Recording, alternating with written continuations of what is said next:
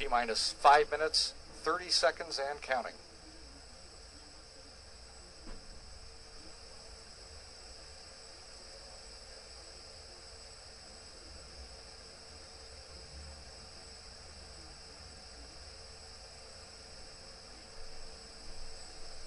T-minus 5 minutes, 10 seconds and counting, and we'll be standing by for a go for APU start.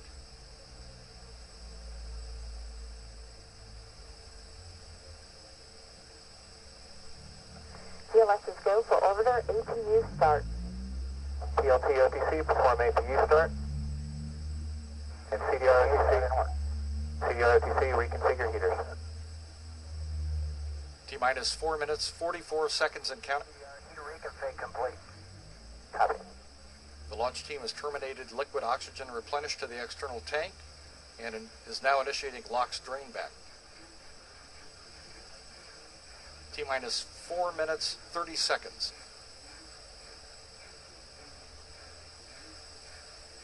APU start complete, 3 diagrams. Copy. 3 good auxiliary power units reported by pilot Kevin Ford.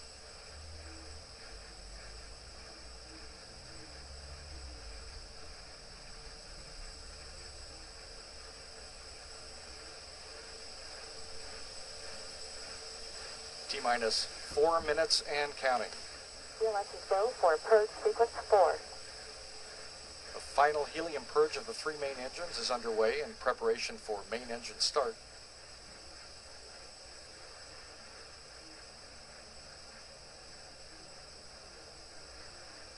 And a final test of the flight control surfaces is now being conducted.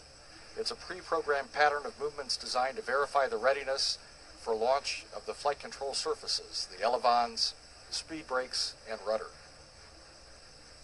T-minus 3 minutes, 25 seconds and counting.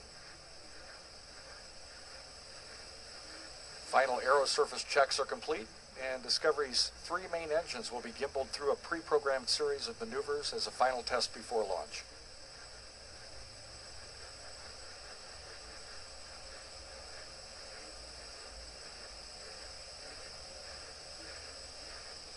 T-minus 3 minutes and counting.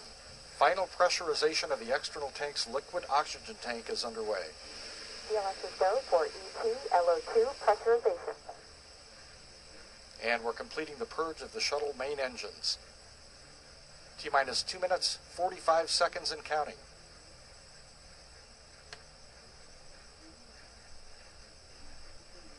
TLT OTC, clear caution warning memory, verify no unexpected errors.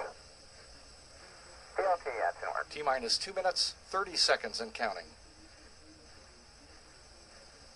External fuel cell loading is terminated, and the gaseous oxygen vent hood, or beanie cap, is slowly being retracted away from the top of the external tank.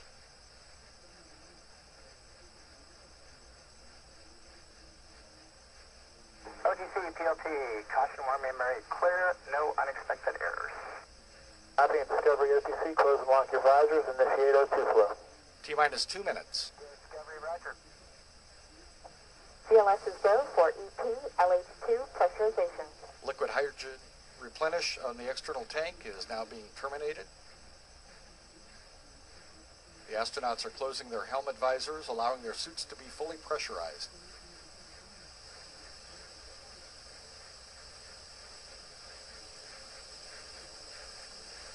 T-minus 1 minute, 30 seconds, and counting. 30 seconds. All systems are go. We're about 90 seconds from the launch of Space Shuttle Discovery.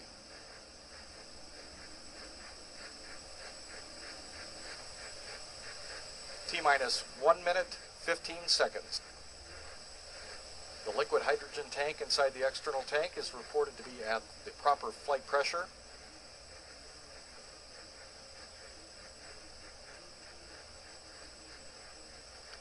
T-minus 1 minute and counting.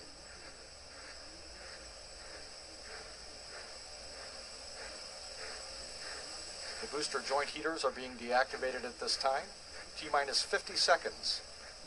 Transitioning to orbital internal power. Discovery is now running off of its 3 onboard fuel cells. T-minus 38 seconds and counting. Coming up on a go for auto sequence start at T-minus 31 seconds. CLS is go for auto sequence start. And we have a go for auto sequence start. Discovery's onboard computers have primary control of all the vehicle's critical functions. T-minus 20 seconds. T-minus 15 seconds. The sound suppression water system has been activated. 10. CLS is go for main engine start. We have a go for main engine start. And we have main engine start. 2, 1. Booster ignition and liftoff of Discovery, celebrating its 25th birthday by racking up science and supplies to the space station. Houston now controlling the midnight ride of Rick Sturckow and his crew to the International Space Station. Discovery rolling on to the proper alignment for 4.5 million pounds of hardware and humans taking aim on the International Outpost.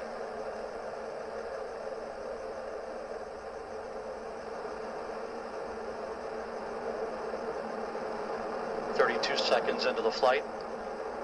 The 3 liquid fuel main engines soon will throttle back to 72% of rated performance down in the bucket, reducing the stress on the shuttle as it goes transonic.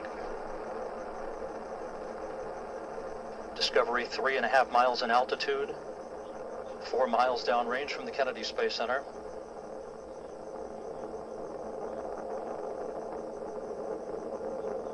Standing by for the throttle up call now from Capcom Eric Bowe. Discovery. Copy, go ahead, throttle up. The throttle up call acknowledged by Commander Rick Sturckow, joined on the flight deck by pilot Kevin Ford, flight engineer Jose Hernandez, and Pat Forrester. Seated down on the middeck are Danny Olivas, Christopher Fugelsang of the European Space Agency, and Nicole Stott, hitching a ride for 3 months on the International Space Station. 1 minute 30 seconds into the flight. All of Discovery's systems performing normally, 17 miles in altitude, 18 miles downrange from the Kennedy Space Center.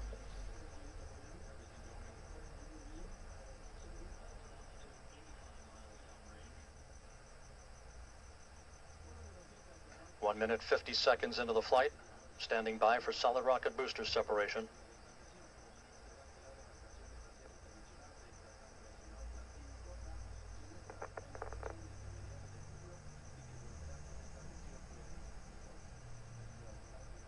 Booster officer confirms staging a good solid rocket booster separation. Guidance now converging, the onboard computers steering the shuttle for its precise path to the International Space Station.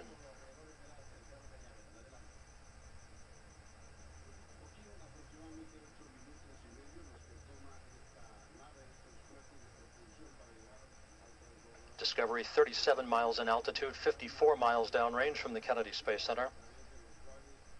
3 good main engines.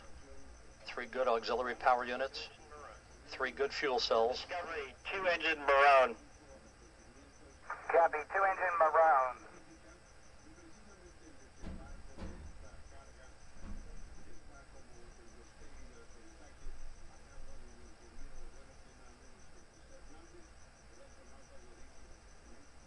Three minutes into the flight, everything going very well for Discovery, 47 miles in altitude, 85 miles downrange.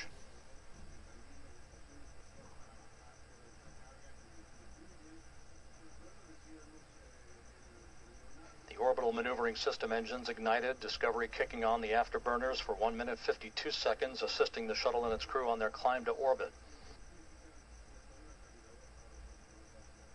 Discovery flying on the singular power of its 3 liquid fuel main engines, draining a half a ton of fuel per second from the shuttle's large fuel tank.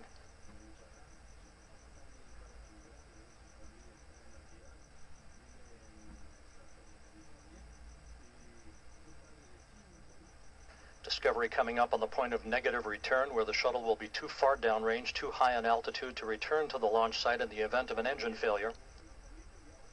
Discovery, negative return. Copy, Houston, negative return. Discovery speeding straight as an arrow on its night flight toward a date with the International Space Station Sunday night.